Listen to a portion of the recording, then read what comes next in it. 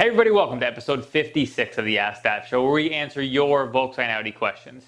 On this episode, we talk about N75 valves, underboost faults, and swapping a performance pack GTI engine and transmission into a 1.8T Golf.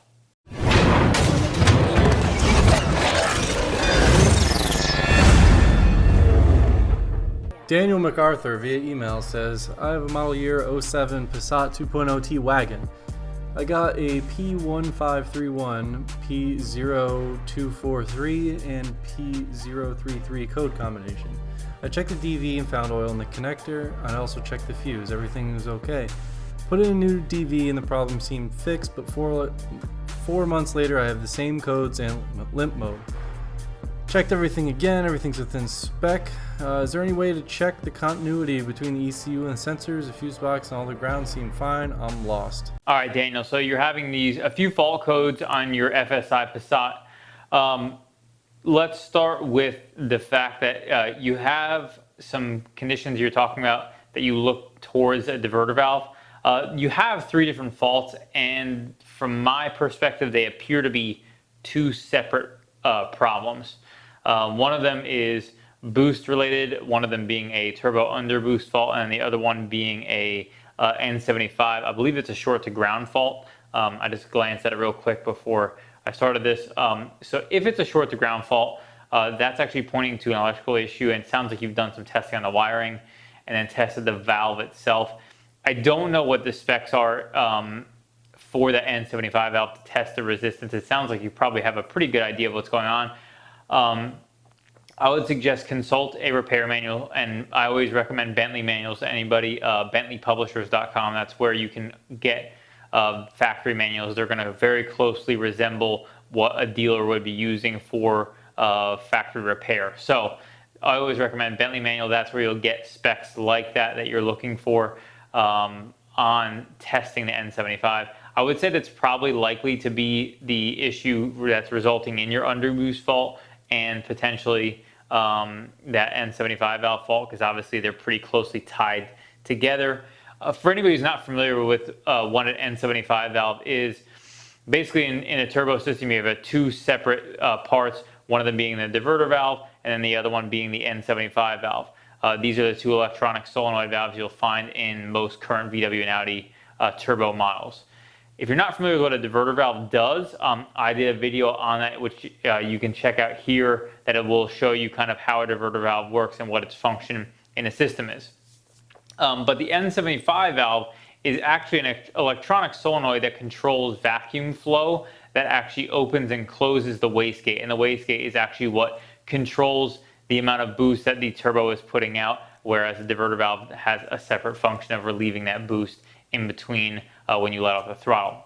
So that's that. I would also say, I don't know if you have a VAGCOM or not, or something like OBD11, which obviously we've just recently released and talked about because we have US exclusivity on. It's a pretty great tool, but that would have an output diagnostic test mode, or should have an output diagnostic test mode in your engine to actually activate it, and you actually would be able to go in and go electronically and activate it, and it should turn on. It will basically click, click, click, click, click, click, click to turn on the N75 to see if it's actually working. So that's also a decent option to activate it to see if it's actually turning on and off. That doesn't necessarily give you a definitive answer to say, yes, it's working perfectly, but it will tell you if it's definitely dead for sure. So, and then your other fault is actually related to a timing related issue, which points to the N205 valve. The N205 actually controls the variable valve timing. There is 2 basic parts of that, one of them being a gear that actually bolts to the end of the exhaust camshaft. And then there is a solenoid which actually controls oil flow to that gear, which actually adjusts the oil flow is controlled, which actually the oil flow itself controls the variable valve timing assembly itself. And those 2 components make up what that system does. And probably one of the 2, if not both, are potentially your issue, and you should look down that road for addressing the N205 valve fault. Joel ML Mark V via Vortex says, Hey, I was on the way home from work today and was having a bit of fun with a heavy right foot a few times. The check engine light came on when I was almost home. Luckily I have a scan tool and it pulled a code P0243. This is turbocharger/supercharger A underboost condition. I was looking online and saw that this might have something to do with a boost leak causing the DV. I do have a DV spacer on and I'm not sure if that's causing the issue. Any help or advice would be great. All right, so another obviously underboost fault. This one, I wanted to touch on a couple things about this one. So you have a DV spacer and you're wondering if that's going to be the cause of your issue. You know, sometimes I've heard of some issues happening related to DV spacers of periodically throwing check engine lights. It's possible. I would suggest this. If you have the diaphragm style DV, you would know because you probably just recently installed, or you have a DV spacer, I assume you installed it on your own. If you did install it on your own, you would know if you have a diaphragm style diverter valve. If you do, I would suggest replacing that with the current revision of the DV. And if you do have a current revision of the DV and you want to check to see if it's a spacer, then obviously what I would suggest is take the spacer out, drive it without it, see if the fault comes back again, maybe try to duplicate it under those same circumstances, under that same driving style. And then you can swap back to the DV spacer and do it again and see if you can get the check engine light to pop under those circumstances. That's going to be probably the best way to address that. The one thing I'll say is I want to touch on something about the check engine light. You said you were concerned about having being close to home when the check engine light came on.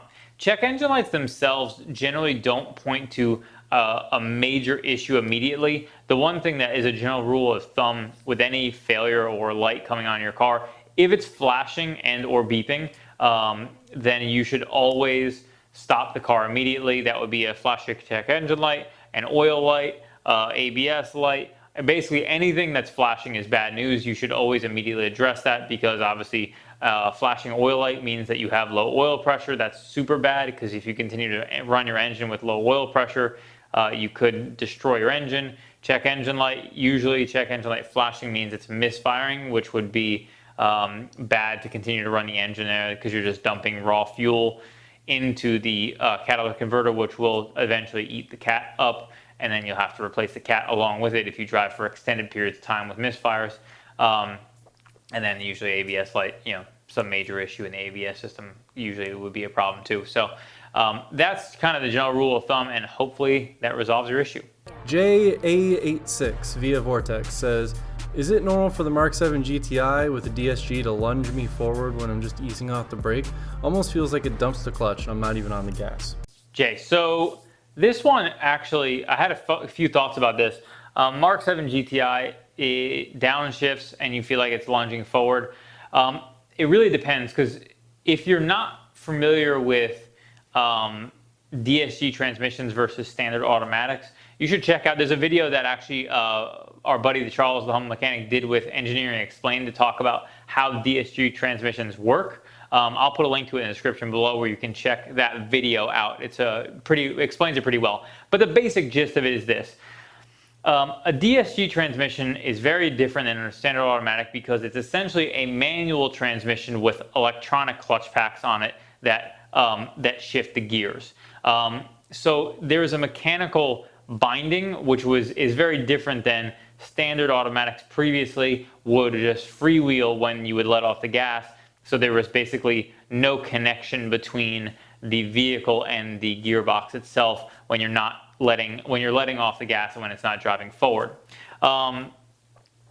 That is probably part of it. So if you're new to DSGs, I would say that's most likely it. The other thing I want to touch on is with that, if you're, depending on the driving style or mode you're in, so if you're in drive, I would say that's probably going to be not as a pronounced issue, but if you're in sport, it's going to downshift sooner to keep you in the correct gear range, which is going to tend to be more that kind of uncomfortable for just daily driving, and that's what sport is, to kind of keep you in the right rev range. So when it downshifts early to keep you in the correct range that the turbo is actually functioning before, you know, let's say you're not at 1800 RPM when the turbo is not spooled up yet, it's going to be obviously a little bit more herky-jerky because of just the mechanical nature of transmissions, which is why you're saying it's downshifting. Now, if you feel like it's downshifting prematurely, you know, that may be a perception thing. It could also be a driving style thing. So you might want to maybe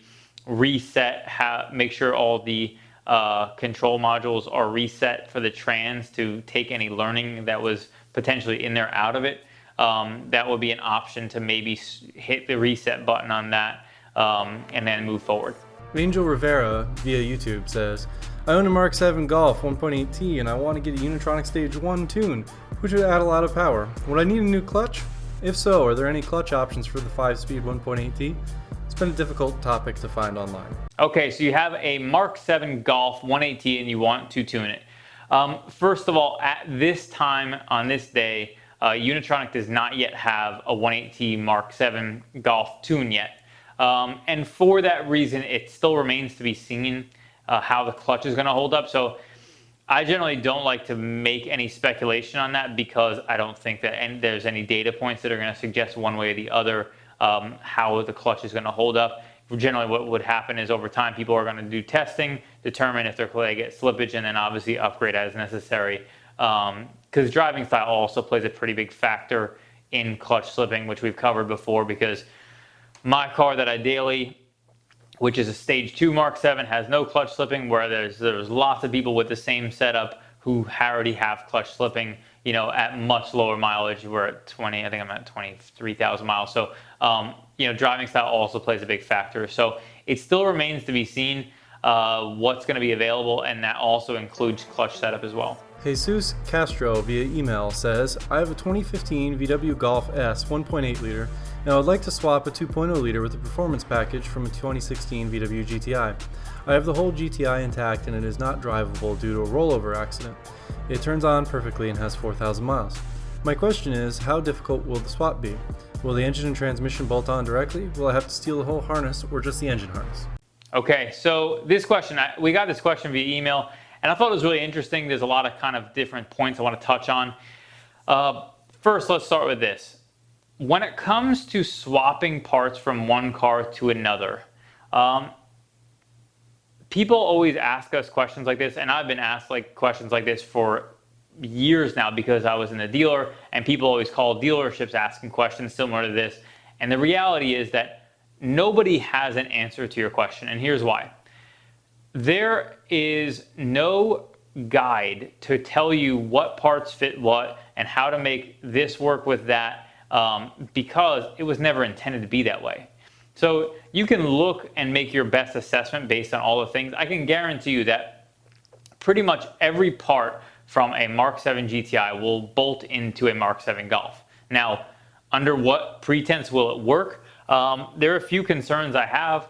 I would assume that just about everything engine-wise, meaning the engine, transmission, all the wiring is definitely going to have to be swapped.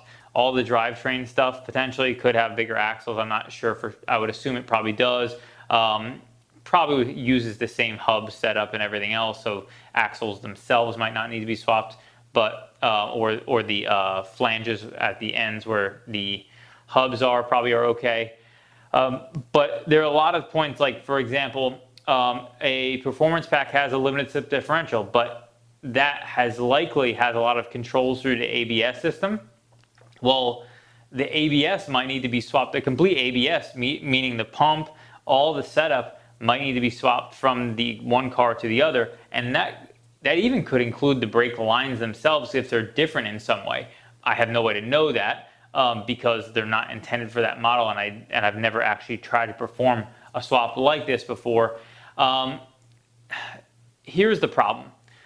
My advice on this particular subject is if you're asking this question of us to help answer that question for you, and you already have the cars, you probably should seek the help of somebody else to help you perform this swap, because you're almost certainly going to run into snags that are going to be huge roadblocks for you, and you might get yourself in way too deep before tackling a job this big. That's generally my advice on the subject. I think that it's definitely a doable thing. It's just a matter of what it's going to take to execute it. it's possible you can run the performance pack trans without swapping the ABS stuff, where you just don't have the differential electronically operate. I don't really know what that would result in. I don't even know if the instrument cluster will properly work with the wiring that comes in. There's a million different questions about what's going to happen, and until somebody's actually performed a swap like this, they're not going to be able to answer this question with even remote accuracy. I know that's not really the answer you're looking for, and hopefully that at least gives you advice on the direction to travel with this particular setup. Thank you so much for watching episode 56 of the AskDAP show, where we answer your Volkswagen Audi questions. If you have any questions or comments about the questions answered in this show, be sure to leave in the comments below. If you like this video, be sure to give it a thumbs up and subscribe for more like it.